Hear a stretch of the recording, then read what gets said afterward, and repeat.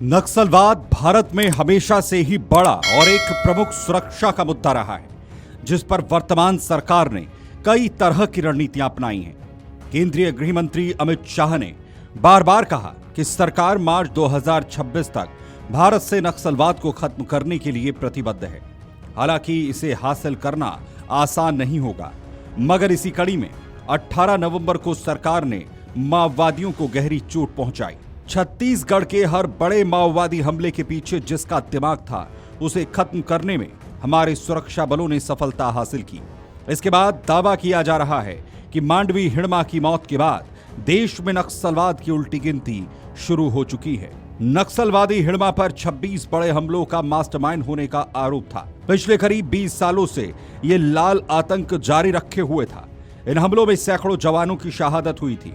नक्सल प्रभावित क्षेत्रों में तैनात केंद्रीय सुरक्षा बलों के एक अधिकारी के मुताबिक लंबे समय से हिड़मा को लेकर जाल बिछाया जा रहा था।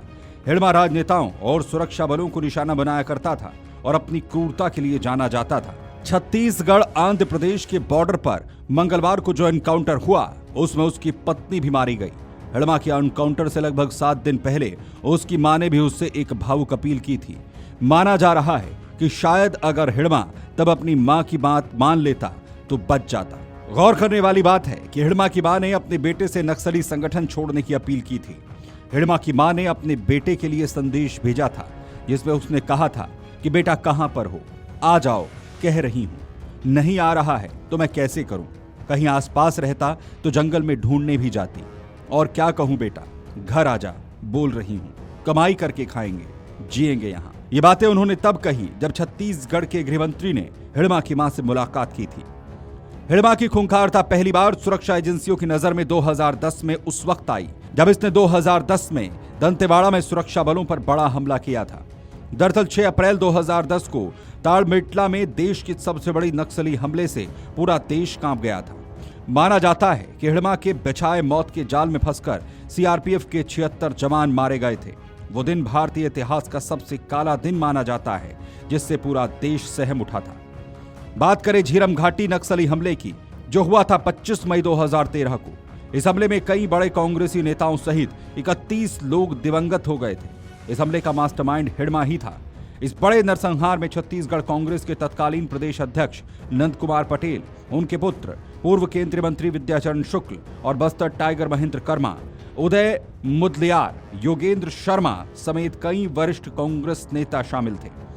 दरभा घाटी के पास यह हमला एक राजनीतिक काफिले पर हुआ था और इसने पूरे देश को झकझोर कर रख दिया था। इस घटना के 4 साल बाद साल 2017 में बुर्कापाल में हुए हमले में भी हिड़मा की अहम भूमिका थी। इस हमले में सीआरपीएफ के 25 जवानों की शहादत हो गई थी।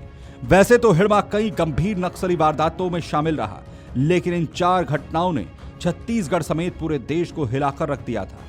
फिर 2021 में सुकमा नक्सली हमला। अप्रैल 2021 में सुकमा जिले के जगरगुंडा इलाके में हुई इस मुठभेड़ में सुरक्षा बलों के 22 जवान वीरगति को प्राप्त हुए थे।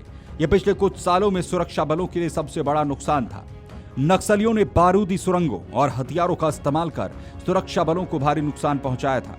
इस हमले के पीछे भी हिड़मा गिरोह का हाथ होने की आशंका थी। 5वीं तक पढ़ा Hidma People's Liberation Guerrilla Army यानी पीएलजीए की बटालियन 1 का हेड था।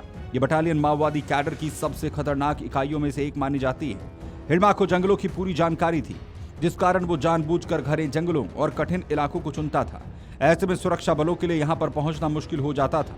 इन हमलों का उद्देश्य केवल जान माल के नुकसान करना ही नहीं था, बल्कि सुरक्षा बलों के मनोबल को तोड़ना और सरकार के खिलाफ भय का माहौल बनाना भी था। इन हमलों ने न केवल जान माल का नुकसान किया, बल्कि देश की इंटरनल सेफ्टी के लिए भी गंभीर चुनौती पेश की। ऐसे में सुरक्षा बलों के लिए माओवादियों तक पहुंचना मुश्किल हो जाता था। हिड़मा को भारत सरकार ने एक मोस्ट वांटेड नक्सली घोषित किया था। उसे छत्तीसगढ़, आंध्र प्रदेश और ओडिशा में नक्सल हमलों का प्लानर माना जाता था। Video desk, Amar Ujala. अगर आप ये वीडियो YouTube पर देख रहे हैं तो हमारे चैनल को सब्सक्राइब कर बेल आइकन दबाएं और Facebook पर देख रहे हैं तो हमारे पेज को लाइक करें।